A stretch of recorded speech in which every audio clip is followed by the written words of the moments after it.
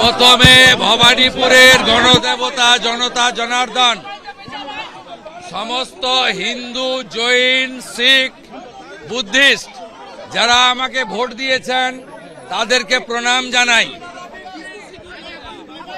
আমাকে ভবানীপুরের মুসলমানরা ভোট দেয়নি, আমাকে জিতিয়েছে হিন্দুরা, জৈন, শিখ সমাজ। আমি তাদের প্রণাম করি। এই সিট জেতা দরকার ছিল। ডক্টর শ্যামাপ্রসাদ মুখার্জি কলকাতা দক্ষিণ পূর্ব থেকে প্রথম জিতেছিলেন লোকসভায়। এই আসন না জিতলে ডক্টর শ্যামাপ্রসাদ মুখার্জির স্বপ্ন পূরণ হতো না।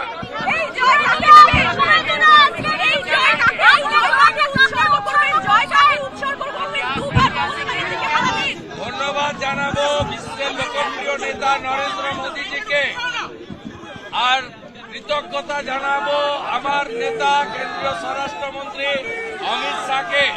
তিনি আমাকে কেন্দ্র দাঁড়াতে নির্দেশ দিয়েছিলেন, উৎসাহিত করেছিলেন।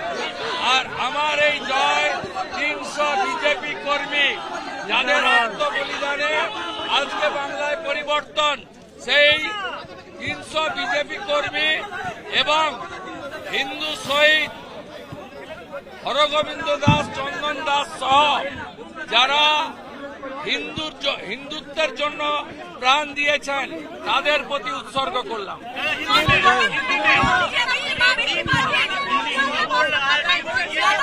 ये बहुत जरूरी था। ममता बनर्जी का हराना बहुत जरूरी था। ममता बनर्जी का राजनैतिक संन्यास अभी हो गया है। 21 में नंदीग्राम में हारी, इस बार हार गया। इस बार भी हारा 15,000 से ज्यादा वोट से। उनको खुल के मुसलमान वोट दिया। वार्ड नंबर 77 में जितना मुसलमान वोट देने के लिए निकला सब ममता को वोट दिया। और मुझे हिंदू, सिख, जैन, बुद्धिस्ट लोग ने आशीर्वाद देकर जिताया। ये जीत हिंदुत्व का जीत है, ये जीत बंगाल का जीत है, ये जीत नरेंद्र मोदी जी का जीत है।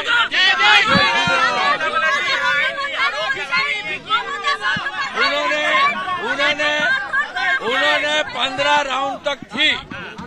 जब उनका मार्जिन खत्म करके मैं 536 वोट से आगे निकल गई, तब उन्होंने भागना चालू कर दिया। मुझे खास करके जो बंगाली हिंदू एरिया है चेतला 82 नंबर वार्ड, वो खुल के वोट डाल दिया। और सीपीएम का जो लूज सपोर्टर है, हिंदू सपोर्टर, सब लोग वोट किया। सीपीएम का 14,000 वोट था भवानीपुर में, वो कम से कम 10,000 वोट मुझे ट्रांसफर कर दिया।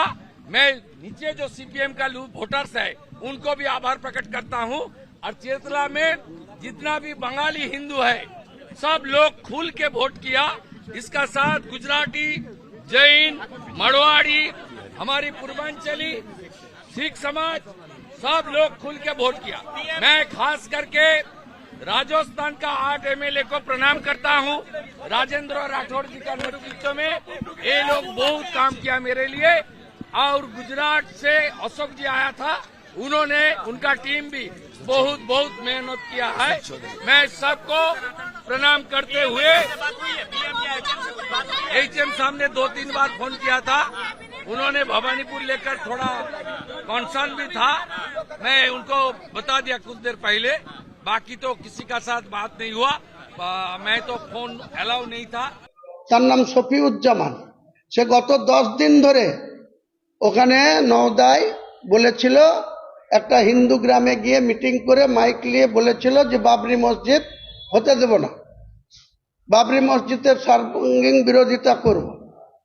তারপরে যখন তার বাড়ির আশপাশের লোক যখন তাকে হুঁক শুরু করেছে যে তোমাকে এখান থেকে চাকরি গুটাবো, তোমাকে এখান থেকে বাড়ি ছাড়া করব, সে আবার আমাদের লোককে ফোন করে নিজে বাঁচার জন্য আবার যে বলছে বাবরি মসজিদ হবে না, সেই ট্রাস্টিকে টাকা দিচ্ছে 1,11,000 টাকা। তাহলে এদের এই তৃণমূলের লোকদের আপনি কি ব্যাখ্যা দেবেন? এদের সম্বন্ধে কি অ্যানালিসিস করবেন?